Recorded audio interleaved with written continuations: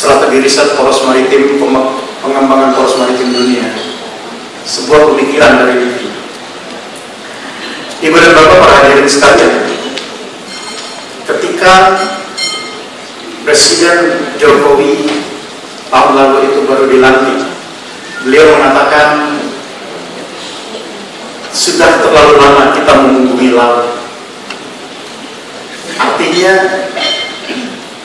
sudah timbul sebuah kesadaran secara nasional pada bangsa ini bahwa selama ini kita telah menempatkan laut itu di beranda belakang rumah kita. Padahal sesuatu yang mengada-ada, karena memang kita memiliki potensi untuk itu, baik dari sisi geografi maupun dari sisi potensi dalam 3 spektrum. Yang pertama itu adalah sebagai cita-cita. Jadi,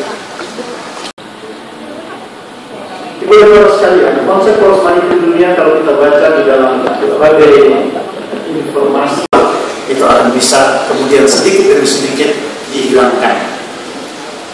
Yang kedua adalah pembangunan sumber daya manusia dan infrastruktur penelitian maritim. Ini sesuatu yang penting. Jadi kalau Ibu dan Bapak sekalian melihat di dalam konsep poros maritim, sebetulnya ada 5 aspek tadi. Sementara yang ke-6 ini adalah apa yang ingin diberikan oleh LIPI, apa yang menjadi pemikiran LIPI, bahwa dalam Ibu itu kita coba lihat berapa orang yang berkiprah di penelitian kemaritiman, maka kita akan bisa melihat angka yang masih jauh lebih kecil. Dan karena itu persoalan SDM dibuat jati diri sebagai negara maritim yang mandiri, maju, kuat dan berbasiskan kepentingan nasional, dan juga mendorong perwujudan berbagai pusat penelitian ilmu pengetahuan dan teknologi kelautan. Pusat penelitian atau Indonesian Marine Science and Technology Park (IMSTEC) secara terpadu tersebut merupakan satu kawasan iptek kelautan yang terintegrasi untuk aktivitas riset, sistem basis data kelautan, pusat instrumen untuk mempercepat perwujudan kejayaan di laut Indonesia. Semoga Allah Subhanahu wa Ta'ala, Tuhan yang Maha Esa, senantiasa memberikan taufik dan hidayahnya kepada kita semua. Wassalamualaikum warahmatullahi wabarakatuh.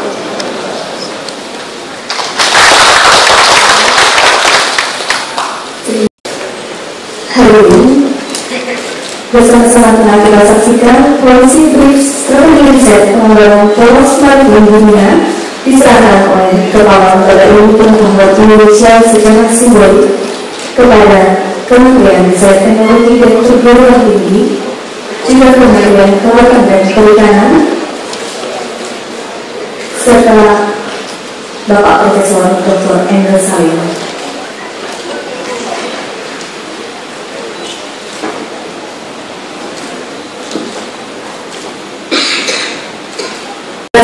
Pulau dengan perairan yang mencapai sekitar 60% garis pantai sekitar 81 km, di mana kita tahu itu kedua terbesar setelah Kanada. Dan ketika kita bicara pada lalu lintas perdagangan dunia, di mana yang masuk Indonesia ada sekitar 60% dari 80% seluruh perdagangan dunia itu melewati laut. Jadi kita lihat teman-teman media, kami silakan menunjukkan nama dan medianya. Terima kasih. tadi juga saya sampaikan, beliau kemudian menunjukkan perhatian yang cukup besar kepada laut. Nah, itu tadi ungkapan yang saya ambil itu, beliau mengatakan kita sudah terlalu lama menunggu laut. Dan itu menunjukkan bahwa seharusnya laut itu tidak kita tempatkan di beranda belakang rumah kita, tapi harusnya ada di beranda depan. Tetapi pada kenyataan selama ini, lautan kita itu memang kurang mendapat perhatian. Yang sering melihat itu ya KKP, karena itu memang bagian atau ranah di mana mereka bekerja gitu. Tetapi sebagai sebuah negara, orang sering mengatakan juga, atau para nelayan kita ada yang mengatakan negara itu tidak hadir di laut, karena mungkin dari sisi keselamatan, dari sisi keamanan, atau juga dari sisi banyaknya terjadi pencurian sumber daya laut kita. Ya. Jadi misalnya kita mengembangkan teknik-teknik budidaya untuk komoditas laut yang tertentu yang bisa kemudian nanti menjadi teknologi yang di-deliver kepada masyarakat untuk pemberdayaan ekonomi masyarakat. Ada juga kajian-kajian tentang persoalan-persoalan sosial, kemiskinan, dan persoalan keamanan di wilayah pesisir dan pertahanan negara sendiri. Membukakan persoalan penelitian, laut penting. Tapi laut itu juga membawa dampak kerusakan yang dahsyat. Tsunami berasal dari laut. Dampak pada Aceh triliunan rupiah hancur. 2. Ada ancaman tsunami untuk kawasan Sumatera Barat. Lempeng Australia sama lempeng Asia itu bergerak katanya di sana itu. Jadi akan terjadi seperti tsunami di daerah pantai barat. Tetapi kapan orang tidak tahu. Perlu penelitian untuk melihat pertanda-pertanda kapan kira-kiranya bakal meledak, supaya kita tidak mengulangi dampak tsunami di Aceh. Penelitian perlu. 2. Kita mengalami kekeringan. Itu akibat dari La Nina dan El Nino yang dari Pasifik melalui lautan ke sini. Dampaknya pada pertanian besar sekali. Produksi turun, unemployment segala macam. Apa kita ketahui dari ilmu research pertanda-pertanda El Nino, La Nina yang melalui lautan Pasifik ke lautan Indonesia ini? Apakah sudah siap kita dalam hal penelitian itu? Nah, 2 itu kita tidak tahu. 3. Ada dampak dari perubahan iklim yang memanaskan bumi, sehingga bumi di bawah dasar laut menjadi panas. Maka panas itu menjelma ke atas menuju ke lautan. Apa pengaruh ini pada dasar laut yang berubah temperaturnya kepada permukaan laut? Merubah arus laut yang dari Pasifik melewati Indonesia ke lautan India. Apa kita coba bayangkan, terjadi kecelakaan MH117 Malaysia, kok ketemunya di daerah lautan India Madagaskar, padahal dia di sini. Jadi ada undercurrent yang bergerak. Nah, yang pergerakan itu mengerti tidak kita kelakuan pergerakan laut di lautan, dari lautan kita ke lautan India. Pergerakan itu mempengaruhi perikanan, mempengaruhi macam-macam iklim. Jadi 1 mengenai tadi tsunami, dan akan kapan kita tidak tahu, penelitian perlu. 2 tentang perubahan La Nina El Nino, kita belum tahu banyak. 3 mengenai perubahan arus dampak climate change, kita juga tidak tahu. Maka penelitian maritim penting. Langkah pertama sudah diambil, ada Ibu Menristek, ada BPPT, ada DP, ada research di departemen macam-macam. Saya harap dari Ristek mengadakan sinkronisasi ketika zaman Habibie, sinkronisasi ke lapangan, ke pesawat terbang. Bisa tidak sinkronisasi di dalam hal penelitian kelautan? Anggaran tetap serba kurang. Maka dari Pak Jokowi dengan Pak Menteri Keuangan perlu rasionalisasi anggaran. Apakah penting kereta api cepat Jakarta-Bandung yang sekian triliun, yang 15 menit menghubungi Jakarta-Bandung, apa itu urgen dengan triliunan rupiah? 24 jam, berapa kali tsunami, berapa kali Saint Kaisan bisa jalan, kali 400.000 orang, berapa juta orang mau bergerak dari Bandung, Jakarta, Jakarta, Bandung. Intinya memang seksi proyek itu, tapi apakah ekonomis tepat? Jangan menggunakan triliunan rupiah, pada sini 125 juta perlu. Triliunan itu nolnya itu nolnya nol.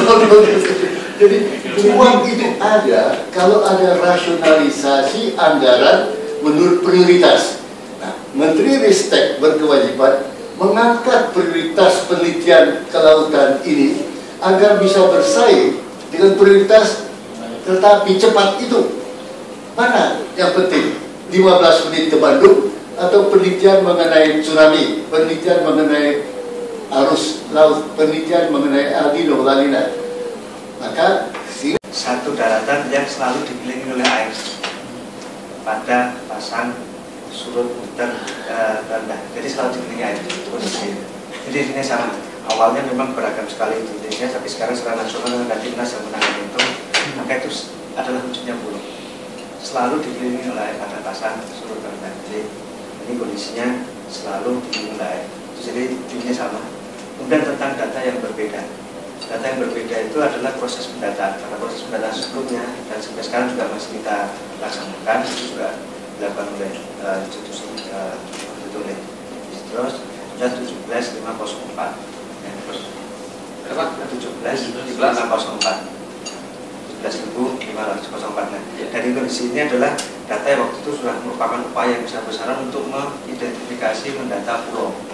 Dari sebagian data itu memang sebagian besar belum kenama. Kemudian pada waktu tahun 2006 ada namanya Perpres 112. Itu adalah terkait dengan pembakuan nama rupa bumi. Jadi pembakuan nama bumi adalah mengidentifikasi, membakukan nama rupa bumi di Indonesia. Ini bagian penting dari sistem administrasi wilayah nasional ini, sehingga semua pulau itu diupayakan disurvei dan diidentifikasi namanya. Nama itu tidak diberikan oleh para surveyornya, tapi diberikan berdasarkan kearifan lokal oleh penduduk setempat dan semuanya. Karena ini adalah suatu bagian informasi penting dari suatu migrasi orang, budaya yang berkembang ataupun penambahan fisik yang di sana. Satu prioritas, yaitu terkait dengan seluruh peranan di dunia.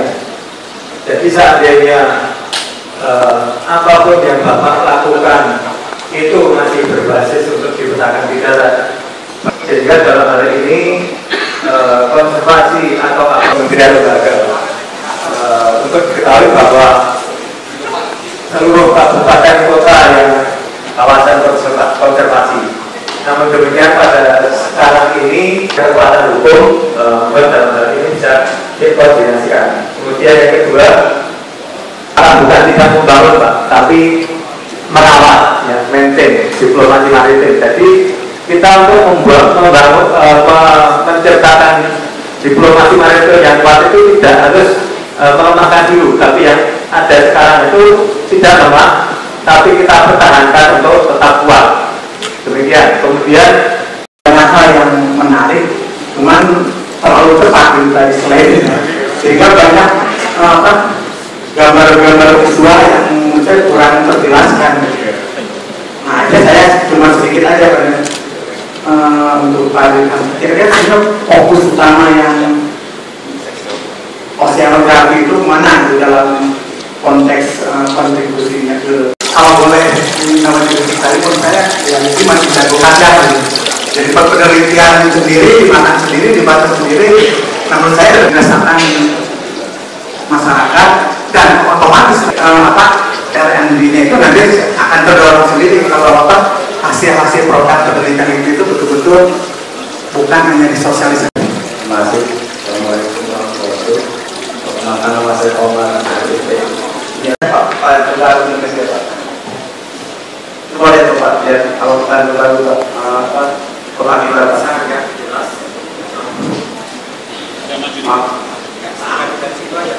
Ya, laut kita itu adalah sebuah laut dari pantai Pak. Itu adalah Juanda, Angkos.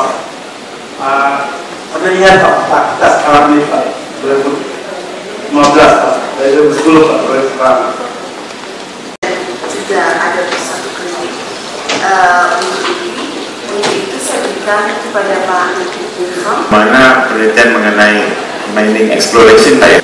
Kalau untuk saat ini Pak, kami LIPI punya 2 kapal, yaitu kapal Barunajaya 7 yang untuk melakukan semacam eksplorasi Pak, belum eksploitasi.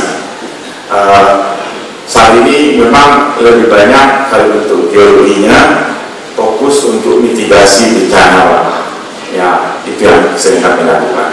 Tapi di beberapa hal kami juga sering mendapatkan tanda petik permintaan dari banyak perusahaan melakukan penelitian mengenai seismik Pak. Jadi cuma memang istilahnya spot by spot tidak seperti PDGL memang secara tupoksi memang atau mempunyai tugas utama. Tapi ke depan memang kita sudah fokus akan lebih melakukan eksplorasi Pak, terutama rekan kita di Institut Laut Dalam, rehabilitasi dan pengelolaan terumbu karang. Jadi kita bersama-sama melakukan monitoring dan pengelolaannya di sekitar 30 lebih. Kita bagi tugas, kalau KKP lebih fokus pada manajemennya, kalau lebih fokus pada masalah penelitian. Dilakukan oleh sejauh yang saya pahami, riset-riset yang bisa kami lakukan karena sifatnya policy research, kita bisa membantu dalam mendesain roadmap, mendesain strategi dan juga kebijakan-kebijakan terkait dengan transfer of technology. Karena ada fakta misalnya undang-undang mengenai industri pertahanan, dia menyatakan bahwa kalau kita membeli alutsista harus ada transfer 60%. Pertanyaannya, mungkinkah? Jawabannya tentu akan sangat sulit. Nah, sementara teknologi tidak hanya berlaku satu hal, ada dua use of technology, ada military technology, ada civilian technology. Tapi kita coba ingat, Lion Air akan ini, saya selalu mengganggu di benak saya. Lion Air misalnya, dia akan membeli 243 pesawat. Adakah di dalamnya klausul tentang transfer teknologi? Kenapa ketika military teknologi harus ada transfer, ketika civilian teknologi tidak? Nah, dalam hal seperti ini misalnya, saya melihat kita perlu ada pendekatan yang integratif bagaimana transfer teknologi itu bisa dilakukan pada sektor militer dan juga sektor yang berkaitan dengan civilian. Mengenai ada Skarbutis sama Teknopark nih Pak, ya memang terutama Teknopark ini datangnya belakangan jujur aja Pak, tapi kita sedang mendevelop sistemnya supaya benar-benar running, karena ini salah satu ikon dari LIPI yang harus kami jalankan. Memang kami berharap yang kita kerjakan pesawat Tsunami itu warnanya dari laut, walaupun tidak menutup kemungkinan dari keilmuan bidang lain seperti dari agro, kami juga ditual, selain dari rumput laut juga ada singkong dan sebagainya.